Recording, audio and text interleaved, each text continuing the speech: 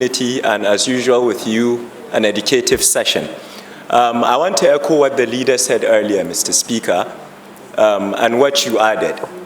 Perhaps an engagement between the leadership and some state governors, be it at a geopolitical level, sir. Because, as you said, our job is to earmark funding, and we do that. But we all know the reality of state assemblies. Only a few state assemblies in this current dispensation and the ones before will actually have these honest conversations with state governors.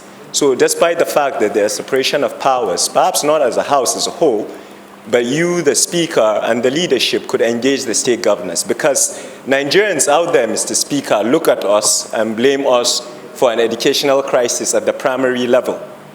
That is not really our jurisdiction. Constitutionally, every member does his best, be it NECO fees, WAEC fees. Mr. Speaker, in Kaduna State, my father, when he was governor, as you recall, tried to test primary 4 teachers that failed exams. And it was a scandal, and he was, as usual, attacked by many, commended by many, like you. My current leader, the governor of the state, as my elder brother from Anambra said, the state, Kaduna State currently has what you call educational marshals. Mr. Speaker, their job is to go out, find out-of-school children loitering, and actually drag them to school. There's also the cultural dynamic, and I'm ashamed to say it's more prevalent in maybe the Northwest in particular, by every indices, where children are out of school. Some parents would rather encourage the children to go and trade. And I agree with leader, it is a crime against the state, because a child, when it comes to education, is actually the product of the state, not the family.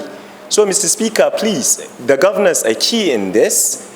So after we pass the budget, I'm thinking strategically here as a leadership, I think it will be wise, be it to engage the Northern Governors Forum, and you speak to them and tell them the honest truth of what happens after we pass the budget. It is pointless. Honorable Clement made a point, even if we dedicate our constituency or zonal intervention by 50%, which I have an issue with, because the problems of education in my state might not be as bad as in Lagos State.